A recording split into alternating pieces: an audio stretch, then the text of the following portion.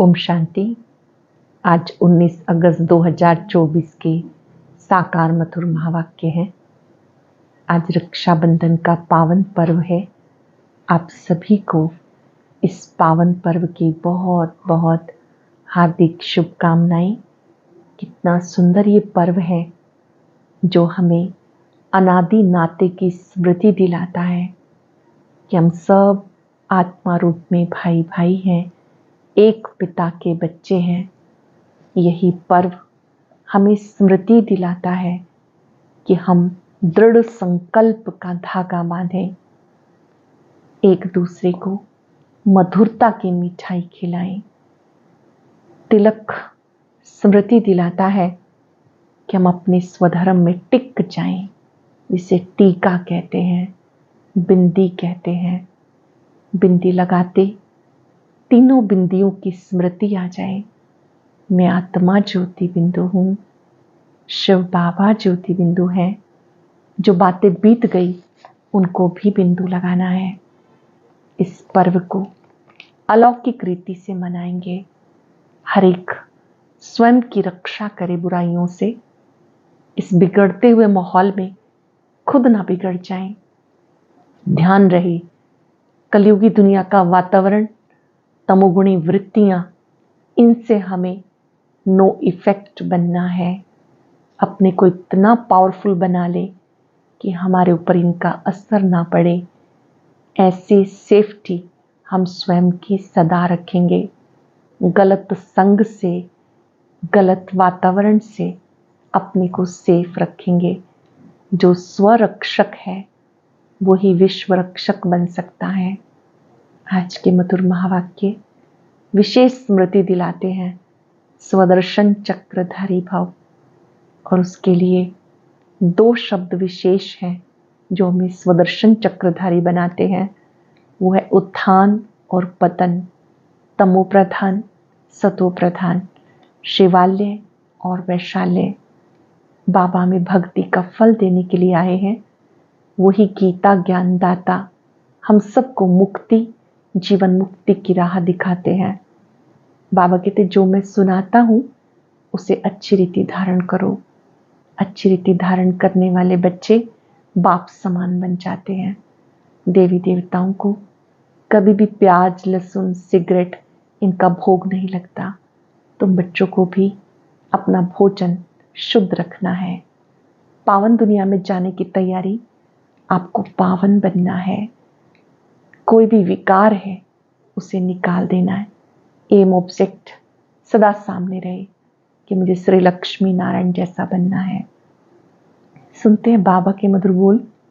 बाबा ने कहा, मीठे बच्चे ज्ञान की धारणा करते रहो तो अंत में तुम बाप समान बन जाएंगे। बाप की सारी ताकत तुम हजम कर लेंगे। ज्ञान की धारणा करते रहो तो अंत में तुम बाप समान बन जाएंगे। बाप की सारी ताकत तुम हजम कर लेंगे। क्वेश्चन है, किन दो शब्दों की स्मृति से स्वदर्शन चक्रधारी बन सकते हो? किन दो शब्दों की स्मृति से स्वदर्शन चक्रधारी बन सकते हो? उत्थान और पतन, सतो प्रधान और तमो प्रधान, शिवालय और वैशाल्य। ये दो दो बातें स्मृति में रहें तो तुम स्वदर्शन चक्रधारी बन जाएंगे। तुम बच्चे ज्ञान को अच्छी रीति जानते हो। भक्ति में ज्ञान नहीं, सिर्फ दिल खुश करने की बातें करते रहते हैं। भक्ति मार्ग में केवल दिल खुश करने की बातें करते, ज्ञान मार्ग में भक्ति का जो फल मिलता है आप ज्ञान को धारण करते हो। ओम शांति। मीठे मीठे रूहानी बच्चों प्रति रूहानी बाप समझाते। अब तुम बच्चों के लिए बाबा कहते तुम कितने ऊंच थे। उत्थान और पतन का ये खेल है। तुम्हारी बुद्धि में अब है हम कितने उत्तम और पवित्र थे और अब कितने नीच बने हैं। देवी देवताओं के आगे जाकर कहते हो आप ऊंच हो, हम नीच हैं। पहले पहले पता नहीं था कि हम ही ऊंचते ऊंच फिर नीच बनते हैं। अब बाबा तुम्हें बताते, मीठे मीठे बच्चे तुम कितने ऊंच पवित्र थे फिर अपवित्र बन गए। पवित्र को ऊंच कहा जाता, उसको कहा जाता वाइसलेस वर्ल्ड। वहाँ तुम्हारा राज्य था जो फिर से स्थापन हो रहा है। बाबा सिर्फ इशारा देते, तुम बहुत उत्तम शिवालय सतयुग के निवासी थे, जन्म पुनर्जन्म लेते, अब तुम विशेष बन गए। आधा कल्प विशेष रहे, अब तुम वाइसलेस सतो प्रधान बनने के लिए आए हो। 2 अक्षर याद करने हैं, वो है तमो प्रधान दुनिया, ये सतो प्रधान दुनिया की निशानी श्री लक्ष्मी नारायण है। ये 5000 वर्ष की बात है। श्री लक्ष्मी नारायण सतो प्रधान दुनिया की निशानी। सतो प्रधान भारत में राज्य था, भारत बहुत उत्तम था, अभी कनिष्ठ है।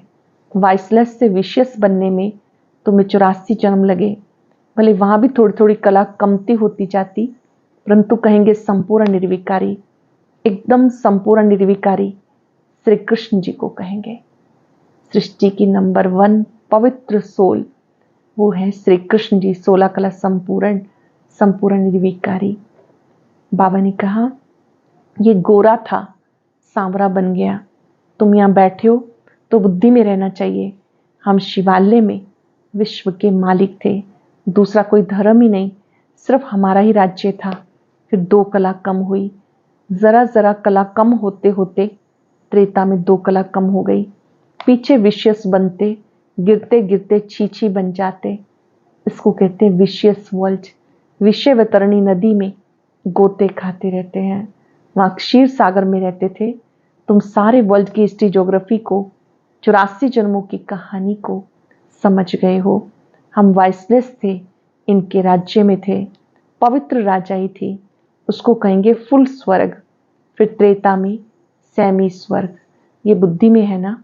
बाप आकर सृष्टि के आदि मध्य अंत का राज समझाते, मध्य में ही रावण आया, फिर अंत में इस विशेष दुनिया का विनाश होगा। फिर आदि में जाने के लिए पवित्र बनना है। अपने को आत्मा समझ, माम एकम याद करो, अपने को देह नहीं समझो। तुमने भक्ति में वायदा किया था ना, याद है ना वायदा? आप आएंगे, हम आपके ही बन जाएंगे। आत्मा बाप से बातें करती है। श्री कृष्ण कोई सर्वात्माओं का बाप नहीं, आत्माओं का बाप निराकार शिव बाबा एक है। उस हद के बाप से हद का वर्षा, बेहद के बाप से बेहद का वर्षा भारत को मिलता। सतयुग को कहा जाता शिवालय। शिव बाबा ने आकर देवी देवता धर्म की स्थापना की। ये तो सदैव याद रखना चाहिए। खुशी की बात है, अभी हम फिर शिवालय में जाते। कोई मरता, कहेंगे स्वर्ग गया, परंतु ऐसे कोई जाता नहीं। ये सब भक्ति में कहा जाता, दिल खुश करने के लिए। सच सच हेवन में तो अब तुम जाने वाले हो, वहां कोई रोग नहीं होता, तुम सदा हर्षित रहते हो। स्वर्ग में कोई रोग नहीं होता, तुम सदा हर्षित रहते हो। तो बाबा कितना सहज करके छोटे छोटे बच्चों को ऐसे समझाते हैं, छोटे छोटे बच्चों को जैसे समझाते हैं। भले बाहर में कहाँ भी रहते हो, तुम ऊंच पद पा सकते हो। इसमें पवित्रता पहले है, खान पान शुद्ध हो। देवी देवता बनना है, खान पान शुद्ध हो। देवताओं के आगे कभी सिगरेट बीड़ी आदि का भोग नहीं लगाते। गुरु ग्रंथ साहब के आगे कभी भी ऐसे अशुद्ध चीजें नहीं रखते हैं। गुरु ग्रंथ साहब के आगे भी कभी कोई ऐसी चीजें नहीं रखते हैं, पवित्रता का ध्यान रखते हैं। गुरु ग्रंथ साहब को कितना मान देते हैं। ये गुरु जैसे कि ये गुरु की जैसे देह है, ऐसे सिख लोग समझते हैं। बाबा कहते, अब मैं तुम बच्चों को सत्य गीता ज्ञान दे रहा हूं। ज्ञान एक परम पिता परमात्मा में है। गीता से सदगति होती है, ये ज्ञान बाप के पास है। ज्ञान से दिन, भक्ति से रात। अब बाबा कहते आत्मा को पवित्र बनाना है, उसके लिए मेहनत करनी है। माया के तूफान ऐसे जबरदस्त आते हैं कि ज्ञान भी उड़ जाता है, इसको बोल भी नहीं सकते। पहले काम विकार बहुत तंग करता है, उसमें भी टाइम लगता है। तो 1 सेकंड में जीवन मुक्ति के बाद बच्चा पैदा हुआ, मालिक बना, तुमने पहचाना शिव बाबा आया हुआ है, वर्षे के हकदार बने। गीता भी शिव बाबा ने गाई, उसने ही कहा मां में कम याद करो। इस साधारण तन में मैं आता हूं। श्री कृष्ण साधारण थोड़ा ही है, वो तो जन्म लेते हैं जैसे कि बिजली चमक जाती है। वो तो इतनी पवित्र सोल है, जब वो सृष्टि पर आती है तो जैसे कि बिजली चमक जाती, बहुत प्रभाव पड़ता। इसलिए श्री कृष्ण जी का अब तक भी गायन करते हैं। बाकी शास्त्र आदि भक्ति मार्ग के हैं, इंग्लिश में फिलॉसफी कह देते, स्पिरिचुअल नॉलेज, स्पिरिचुअल फादर देते हैं। खुद कहते मैं तुम्हारा स्पिरिचुअल फादर हूँ, ज्ञान सागर हूँ। तुम बच्चे बाबा से सीख रहे हो, ज्ञान को धारण कर रहे हो, फिर पिछाड़ी में बाप मिसल बन जाएंगे। सारा मदार धारणा पर है, फिर वो ताकत आ जाएगी बाप की याद से। याद को जौहर कहा जाता। तलवारों में भी फर्क होता, वही तलवार 100 रुपए वाली भी होती है, वही 3-4 हजार की भी होती है। बाबा तो अनुभवी है, तलवार का बहुत मान होता है। श्री गुरु गोविंद सिंह की तलवार का कितना मान है। तो बच्चों में भी योग का बल चाहिए, ज्ञान तलवार में जौहर चाहिए। जौहर आने से जल्दी समझेंगे। ड्रामन सर तुम मेहनत करते रहते हो, जितना बाबा को याद करेंगे, याद से ही पावन बनेंगे, पाप कटेंगे। पतित पावन बाप युक्ति बता रहे हैं, फिर कल्प के बाद ऐसे आकर तुम्हें ज्ञान देंगे। इनको भी सब त्याग करा के ऐसे अंत में अपना रथ बनाएंगे। ब्रह्मा को शिव बाबा ने अपना रथ बनाया, इनसे त्याग कराया। तुम बच्चों को वहां कितनी कशिश हुई, कैसे सब भागे। बाप में कशिश है ना, अब तुम ऐसे संपूर्ण बनना है, नंबरवार ही बनेंगे। राजधानी स्थापन हो रही है, सृष्टि चक्र को समझ लिया। सतयुग आदि से कलयुग अंत तक, अब है संगम युग। बाप को भी जरूर आना पड़े। पावन अर्थात सतो प्रधान, फिर खाद पड़ती गई। अब ये खाद निकले कैसे। आत्मा सच्ची होती तो जेवर भी सच्चा, गोरा शरीर होता है। आत्मा झूठी बनती तो शरीर भी पतित होता। ज्ञान के पहले ये भी नमन वंदन करते थे। ब्रह्मा बाबा भी ज्ञान से पहले खूब नमन वंदन करते थे। लक्ष्मी नारायण का बड़ा चित्र ऑयल पेंट का गद्दी पर लगा रहता था, उनको बहुत प्यार से याद करते थे, और कोई की याद नहीं। बाहर और तरफ ख्याल जाता था तो अपने को चमाट मारते थे, मन भागता क्यों है, दर्शन क्यों नहीं मिलता। भक्ति में था ना, फिर जब विष्णु का दर्शन हुआ तो कोई नारायण थोड़े हो गया। सिर्फ साक्षात्कार से बाबा कहते ऐसे नहीं बन जाते, पुरुषार्थ करना होता है।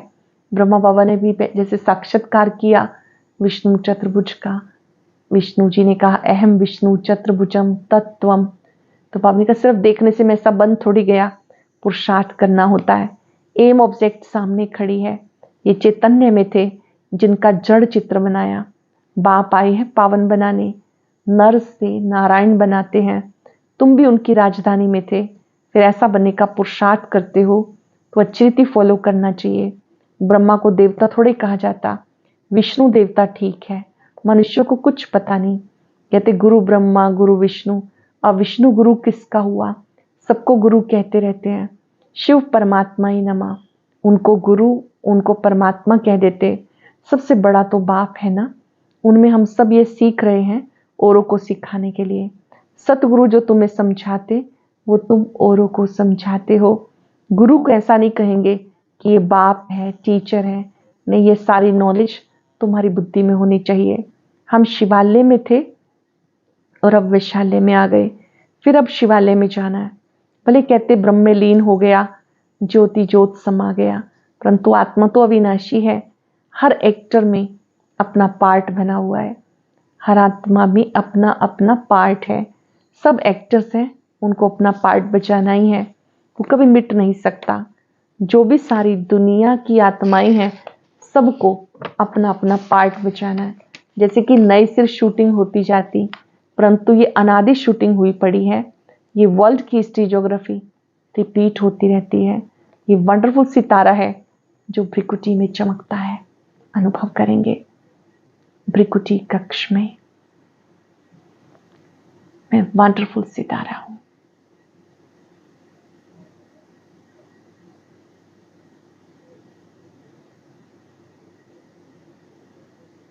बाबा ने कहा तुम बच्चे इस वंडरफुल सितारे को समझते हो, ये पार्ट कभी घिसता नहीं। ये ज्ञान तुम्हारे आगे नहीं था, ये ज्ञान पहले तुम्हारे पास नहीं था। Wonder of the world, heaven अथवा स्वर्ग नाम सुनकर दिल खुश होता। अब तो सतयुग है नहीं, अब एक कलयुग। तो पुनर्जन्म भी कलयुग में लेंगे। जाना सबको जरूर है, परंतु पतित आत्माएं नहीं जा सकती। अब तुम बच्चे पावन बनते हो योग बल से।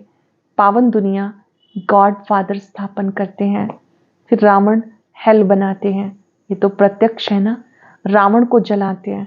मनुष्य कहते हैं अनादि चलाता, परंतु कब से शुरू होता किसी को पता नहीं। आधा आधा तो कर ना सके, लाखों वर्ष कह देते। कलयुग को फिर 40,000 वर्ष कह देते। तो मनुष्य घोर अंधियारे में है। अज्ञान नींद से जागना बड़ा मुश्किल है, जागते ही नहीं। अब है संगम युग, जबकि बाबा आकर पावन बनने की युक्ति बताते। तुम पावन होंगे तो पावन दुनिया स्थापन हो जाएगी। ये पतित दुनिया ही खलास हो जाएगी। अब कितनी बड़ी दुनिया है, सत्युग में बहुत छोटी दुनिया हो जाएगी।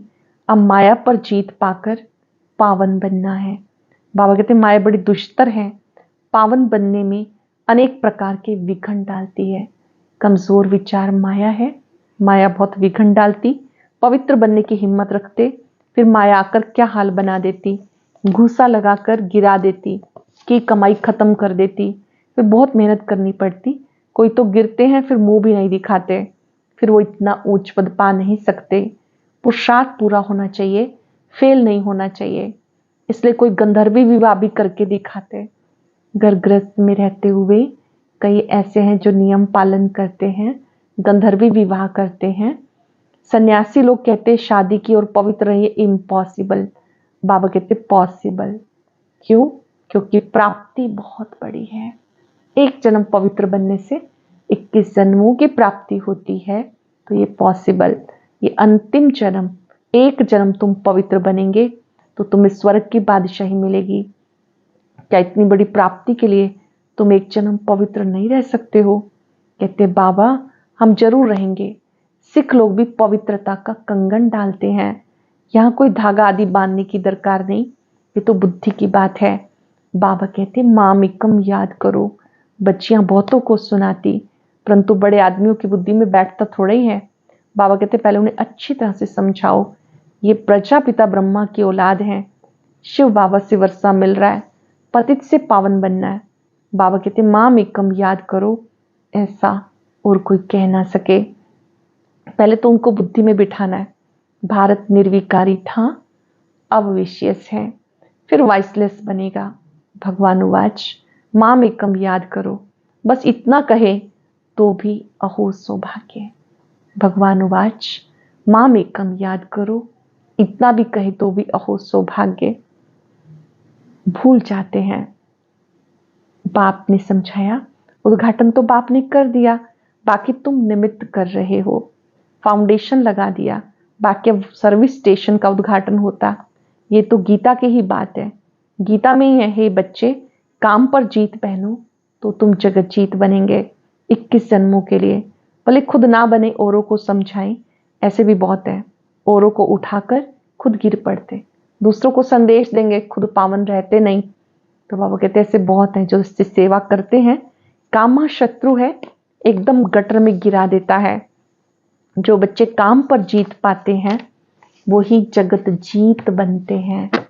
अच्छा, मीठे मीठे सिखिलदे बच्चों प्रति माता पिता बाप दादा का याद प्यार गुड मॉर्निंग। रूहानी बाप की रूहानी बच्चों को नमस्ते। रूहानी बच्चों की रूहानी बाप दादा को याद प्यार नमस्ते, गुड मॉर्निंग। शुक्रिया बाबा, शुक्रिया। धारणा के लिए सार, इस अंतिम जन्म में सर्व प्राप्तियों को सामने रख पावन बन के दिखाना है। माया के विघ्नों से हार नहीं खानी है। एम ऑब्जेक्ट को सामने रख पूरा पुरुषार्थ करना है।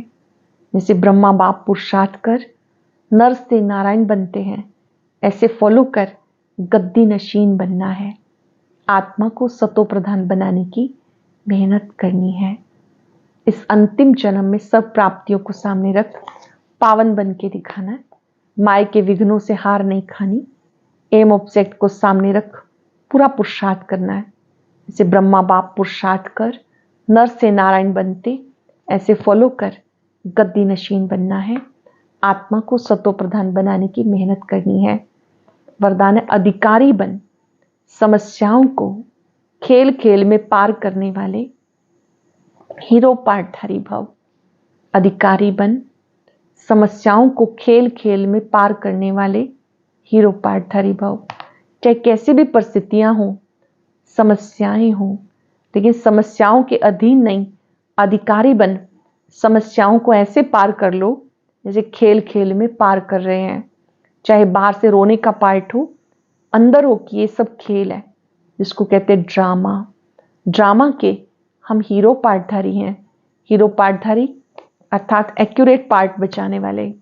इससे कड़ी समस्या को खेल समझ हल्का कर दो, कोई भी बोझ ना हो।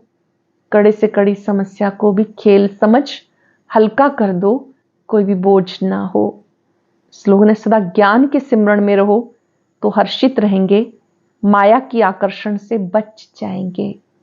ज्ञान के सिमरण में रहो, हर्षित रहेंगे, माया की आकर्षण से बच जाएंगे। आज हम याद रखेंगे, मैं हीरो पार्टधारी हूं, समस्याएं खेल हैं। कुछ पल के लिए इस संसार के खेल को साक्षी होकर देखें। हर एक का पार्ट अपना है, भाग्य अपना है।